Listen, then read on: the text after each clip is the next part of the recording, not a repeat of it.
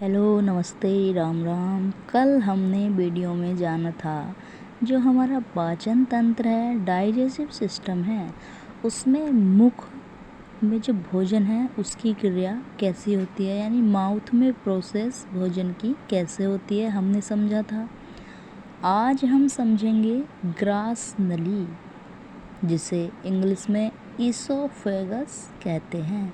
तो ग्रास नली में कुछ नहीं होता है। ग्रास नली क्या काम करती है कि जो हमने भोजन खाया और जो हमारे लार ग्रंथि से एंजाइम निकले, लार ग्रंथि से कौन से एंजाइम स्रावित हुए थे कल हमारे? टाइलिन और एमाइलेज, जो क्या करते हैं, भोजन को अम्लीय बनाते हैं और उससे थोड़ा चिकनापन प्रदान करते हैं। और हमारे जो मुख है, ये जो टाइलिन और एमाइलेज है, ये तो हमारे लार ग्रंथियों से स्रावित होते हैं, लेकिन जो हमारे मुख में एंजाइम होता है जो बैक्टीरिया को मारने का काम करता है, वो कौन सा होता है? कौन सा बताया था कल हमने आपको? लाइसोजाइम। लाइसोजाइम जो हमारा होता है एंजाइम, वो बैक्टीरिया को मारने का काम करता है।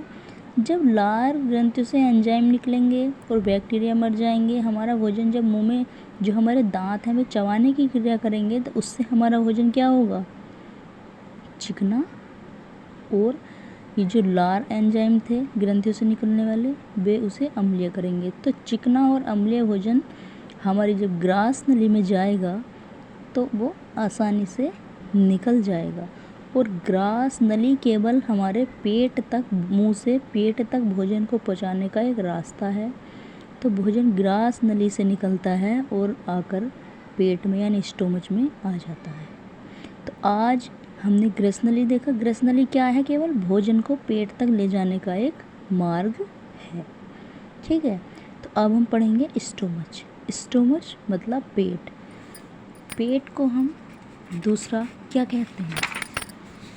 पेट को हम कहते हैं अमाशय। हमने क्या पढ़ा ग्रसनी में? इसमें पाचन क्रिया नहीं होती। ये केवल क्या है?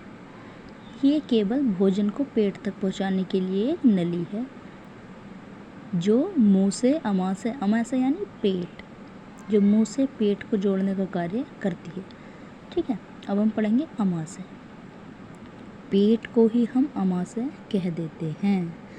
अब अमाशय जो है वो, उसमें पहले से ही हमारे जो पेट है उसमें पहले से ही HCl यानी हाइड्रोक्लोरिक अम्ल होता है। और मनुष्य के अमाशय में कुछ ग्रंथियाँ पाई जाती हैं। जैसे हमारे मुख में लार ग्रंथियाँ थीं, ऐसे ही हमारे अमाशय में जठर ग्रंथियाँ हैं। तो जठर ग्रंथियों से जठर रस का स्रावण होता है। और जठर रस जो है उसमें जो सर्वाधिक मात्रा में क्या पाया जाता है? जल पाया जाता है। तो जो भोजन हमारे पेट में गया, वहाँ हम किस चीज़ का पाचन करते हैं? केवल प्रोटीन और वसा का। प्रोटीन और वसा का पाचन हम अमाशय में करते हैं। ध्यान रखना कि जो हमारा अमाशय है उसमें कार्बोहाइड्रेट का पाचन नहीं होता है। कार्बोहाइड्रेट का पाचन अमाशय से के बाद छोटी आंत में होगा। अमाशय में केवल हमारा कार्बोहाइड्रेट, वो प्रोटीन और वसा का पाचन होता है। अब हमारे जैसे उसमें मुख में एंजाइम थे, ऐसे ही हमारे अमाशय में एंजाइम है।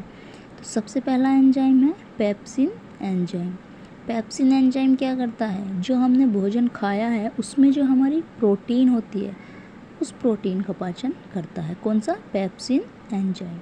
अगला आता है रेनिन एंजाइम। रेनिन एंजाइम क्या होता है? जो हमारा दूध होता है, जब हम दूध पीते हैं तो उसमें कौन सी प्रोटीन पाई जाती है? दूध में हमारी कैसीन प्रोटीन पाई जाती है। और इसका जो पाचन करता है वो कौन सा एंजाइम करता है? Rennin enzyme. कई बार कंपटीशन एग्जाम में पूछा गया प्रश्न है ये कि दूध में कौन सा प्रोटीन पाया जाता है। पहला क्वेश्चन तो यहाँ बन जाता है। फिर दूध को पचाने का कार्य कौन सा एंजाइम करता है, या फिर कैसीन प्रोटीन का पाचन कौन सा एंजाइम करता है? तो हमारा आंसर क्या हो जाएगा? Rennin enzyme. अगला एंजाइम आता है हमारे पास लाइपेज एंजाइम। ध्यान रखना, हमने जो मुख में एंजाइम पढ़ा था वो लाइसोजाइम था, और ये जो अमाशय यानी हमारे पेट में जो एंजाइम है वो लाइपेज एंजाइम है। लाइपेज एंजाइम वसा का पाचन करता है, ठीक है। पेप्सिन एंजाइम जो है प्रोटीन का पाचन करता है। रेनिन एंजाइम हमारा दूध का पाचन करता है। आपने देखा होगा जब बच्चा दूध पीता है तो वह जब दूध निकालता है तो वो दही सा निकालता है, ऐसा तो नहीं है कि वो दूध ही निकाल दे। अगर वो दूध निकाल रहा है, दही सा नहीं आ रहा है, तो यानी अंदर कोई कमी है, ठीक है।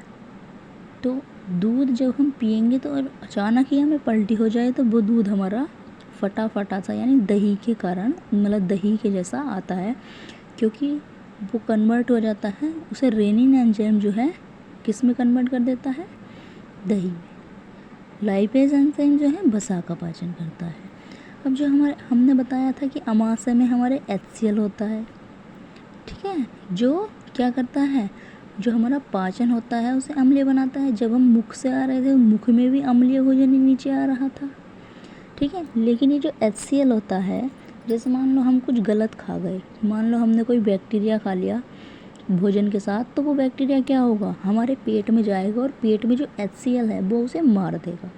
तो हमारे पेट में जाते ही HCl एंजाइम, मतलब HCl जो हाइड्रोक्लोरिक अम्ल है वो मार देता है। अब हमारे पेट में 3 चीज़, मतलब हमारा जो पेट होता है वो जे आकार का होता है। उसमें जो है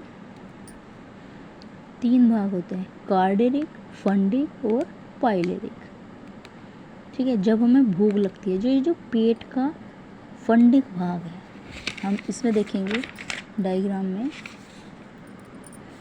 ये जो हमारा पेट है इसके 3 भाग हैं, 1, 2 और नीचे वाला तीसरा। तो ये जो बीच का भाग है फंडिक, इसमें एक कांटेनुमा संरचना होती है। तो जब हमें भूख लगती है तो ये कांटे से चुभते हैं, जो कहते हैं ना चूहे कूद रहे हैं, तो वो जो है ये जो इसमें कांटे से होते हैं फंडिक में, वे जो है हमारे थोड़ा चुभन सी उत्पन्न करने लगते हैं, इनमें संकुचन होता है। तो और ये जो हमारे भोजन पचाने की क्रिया है ये स्वांगीकरण की क्रिया होती है, ठीक है। तो इसके कारण हमें भूख लगती है, समझ गए। प्रोटीन को पचाने वाला एंजाइम पेप्सिन एंजाइम, वसा को पचाने वाला एंजाइम लाइपेज एंजाइम, और दूध को कौन सा एंजाइम पचाता है, हमारा कौन सा बताया था हमने अभी, जो हमारा दूध को दही में परिवर्तित करेगा वो हमारा रेनिन एंजाइम होगा, ठीक है। तो हमने आज पढ़ा ग्रास नली, जो हमारे मुख से पेट तक जोड़ रहा है। देखो ये नली है, ये हमारे मुख को पेट से जोड़ रही है। पेट को स्टोमच को हम और क्या कहते हैं, अमाशय, ठीक है। अमाशय को इंग्लिश में स्टोमच और हिंदी में अमाशय या पेट। तो ग्रास नली से केवल भोजन आता है और पेट में हमारे प्रोटीन और वसा का पाचन होता है। अगर कोई बैक्टीरिया हमने खा लिया, अगर हमारे भोजन में कोई बैक्टीरिया आ गया, तो वे जो हमारे पेट में HCl है ना, यहाँ जो हमारे पेट में HCl है, तो ये HCl क्या है, हाइड्रोक्लोरिक अम्ल। ये बहुत खतरनाक होता है, तेज़ बहुत होता है। कभी भी लैब में अगर आप HCl का प्रयोग करने जाएं तो पानी में इसकी बूंद डालें, सांद्र HCl की। इसमें अगर आप डालोगे पानी तो वो आपके ऊपर भी आ सकता है और वो है भी नुकसानदायक। इसलिए कभी भी लैब में प्रयोग करने जाएं तो HCl की बूंदें पानी में डालें, ना कि HCl में पानी की बूंदें डालें, ठीक है। तो अमाशय में हम समझ गए एंजाइम हमारे कौन सा एंजाइम किसका पाचन करता है, क्या करता है, ठीक है।